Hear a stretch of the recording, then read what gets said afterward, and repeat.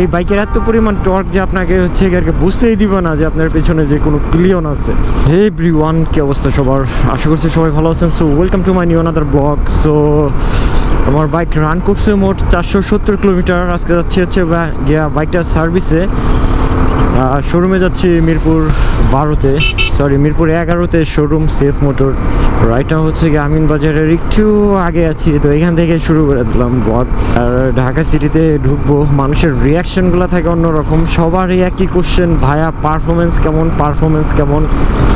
পারফরমেন্সও ভাই পুরো মাগা Saga performance, মানে বাইকটার টর্ক, যে লেভেলের টর্ক। আপনি যদি একজন পিলিয়ন নিয়ে ড্রাইভ করেন, এই বাইকের এত পরিমাণ টর্ক যে আপনাকে হচ্ছে বুঝতেই দিব না যে আপনার পিছনে যে কোনো পিলিয়ন আছে।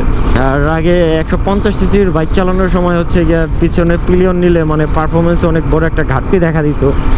বাট এইটার মধ্যে একটা পাতলা সাতলা যদি একটা পিলিয়ন লন, মনে হইব না যে পিছনে কেউ আছে। আর মোটা লইলে তো সমস্যাই নাই, তার কারণ এটার এত পরিমাণ টর্ক, মানে পিছনের জন্য উইরা যাইব পুরা টান দিলে, পুরাই বুলেট।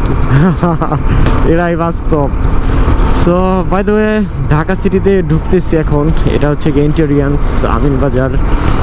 আর এই রাস্তাটা অনেক জোস। 300 সিসি নিয়ে ফার্স্ট ঢুকতেছি, দেখবো জাস্ট মানুষের রিয়াকশনগুলো কীরকম হয়।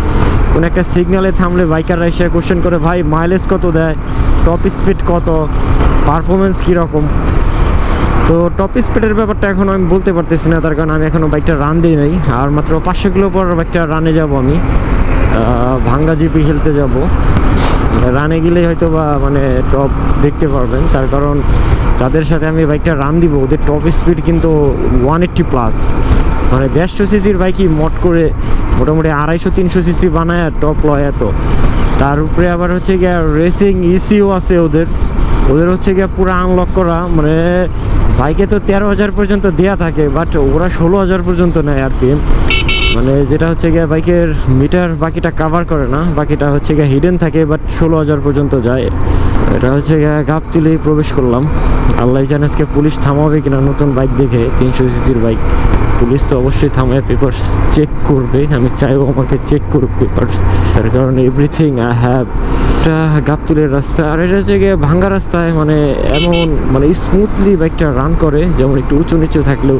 বাট কাঁচা রাস্তায় চালানো একটু ট্রাফ, আর বিশেষ করে জ্যামে মানে অনেক বোরিং লাগে জিনিসটা যেহেতু অনেক ওয়েট, জিনিসটা অনেক ওয়েট 150 সিসির তুলনায়। আমি এই বাইকটা হচ্ছে গিয়ে রাইখে যদি কোনো একটা R15 ধরি, আমার কাছে মনে হয় যে পাতলা একটা বাইক, মানে এটার এত পরিমাণ ওজন লাগে আমার কাছে।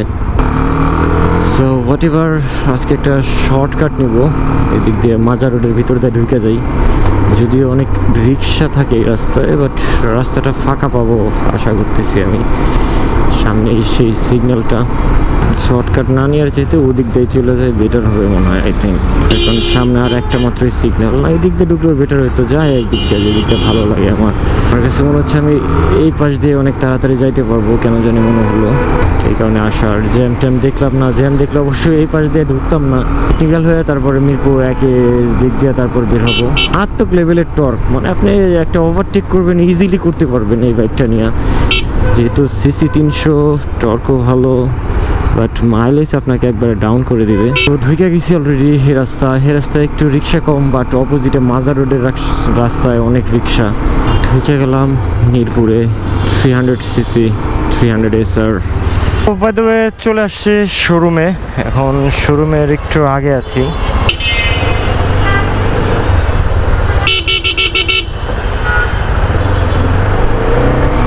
এটাই হচ্ছে বাইকের শোরুম।